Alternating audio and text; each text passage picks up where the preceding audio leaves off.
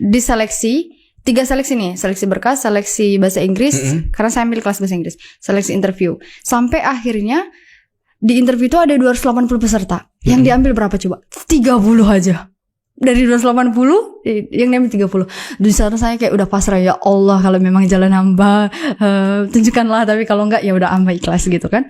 Saya ranking 15. Ranking 15. Dan satu-satunya orang Indonesia yang lolos ke universitas itu tahun ini. Satu-satunya? Satu-satunya. Dan orang pertama dari IPB University yang kuliah di fakultas itu dan di kampus itu. Masya Allah, keren banget. Jadi, IPK kecil tuh ya? IPK kecil tuh. Dan itu kapan berangkatnya? Tanggal 16 September saya berangkat. 16 September tahun depan? Tahun ini. Berarti tinggal menghitung hari ya? Iya, dan itu masternya cuma 3 semester kan. Jadi semester ini saya belajar, 1 semester Desember habis.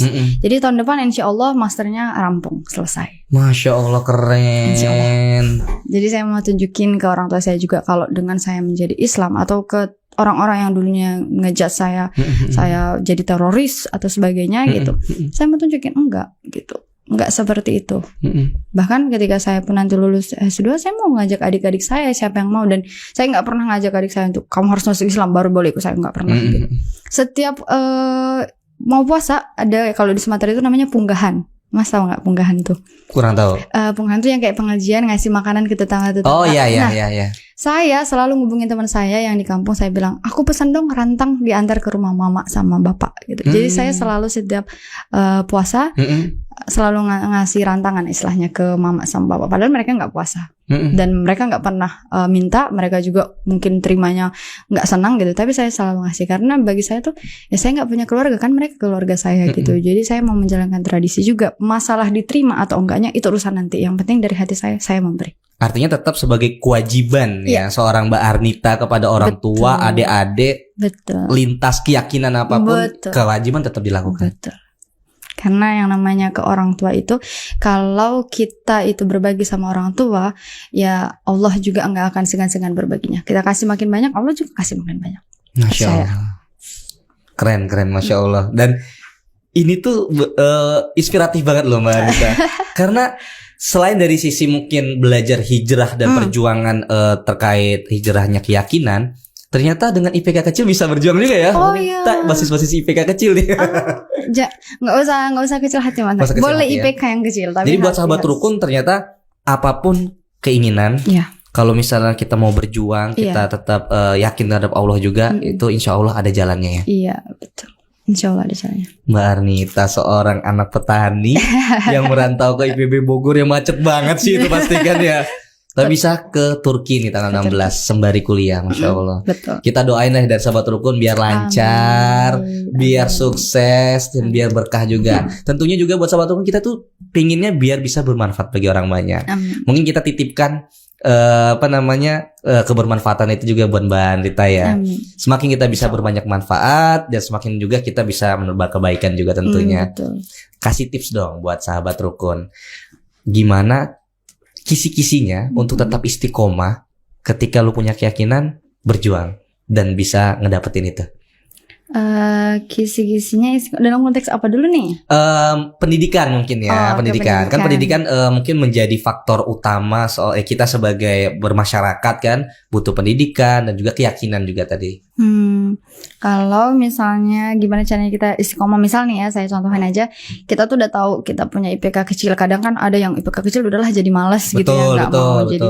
Nah, gimana caranya kita biar istiqomah dan percaya kalau akan ada yang lebih baik datang ke depannya kayak gitu.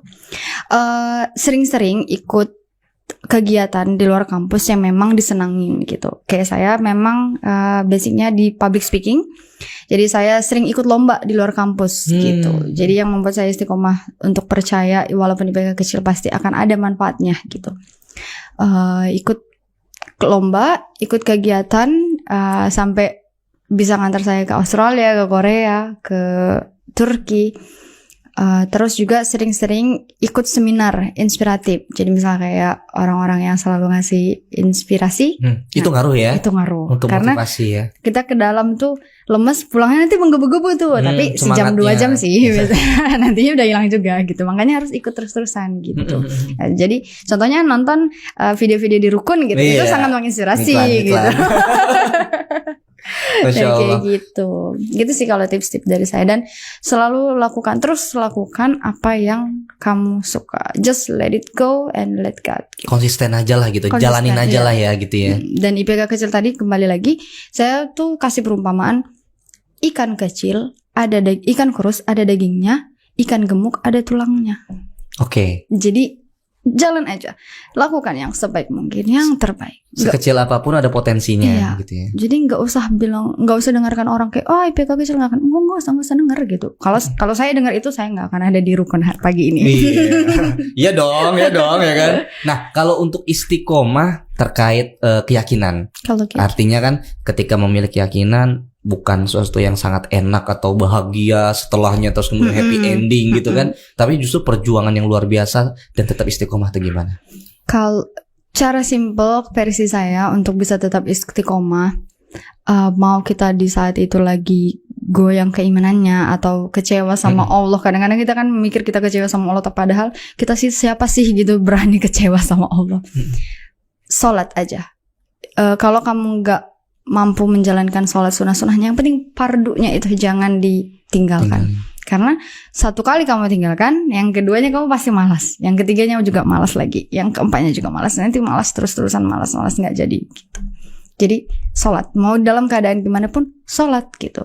Karena kita nggak tahu sholat kita yang mana yang akan diterima sama Allah gitu. Betul. Sholat saja. Masya Allah. Nah, terima kasih ya Mbak Anita ya. Sama-sama. Ini keren banget. Sahabat Rukun juga, wah pasti merasa menggebu-gebu nih. Ini kayak seminar motivasi juga sih dari sharing-sharingnya. Dan semoga apa yang kita obrolin juga tentunya bisa bermanfaat dari cerita Mbak Anita, kemudian perjuangannya juga. Dan buat sahabat Rukun juga yang ragu juga, itu bisa terinspirasi. Oh, Mbak Anita saya bisa, kok kenapa gue gak bisa gitu kan ya. Masya Allah. Terima kasih ya Mbak Anita sudah sharing bersama Rukun. Buat sahabat Rukun juga jangan lupa untuk di subscribe, like, komen, dan di share tentunya, biar kita semangat lagi nih untuk memberikan konten-konten menarik, mengundang narasumber, dan insya Allah juga akan ada banyak Mbak Anita yang inspiratif lainnya. Mungkin kita akan silaturahmi lagi ya. Boleh. Di konten-konten Rukun tentunya. Boleh. Masya Allah. Nanti collab ketika saya udah di Turki. Mantap. Oke, kita tunggu collabnya. Makasih Mbak Anita. Ya, Assalamualaikum.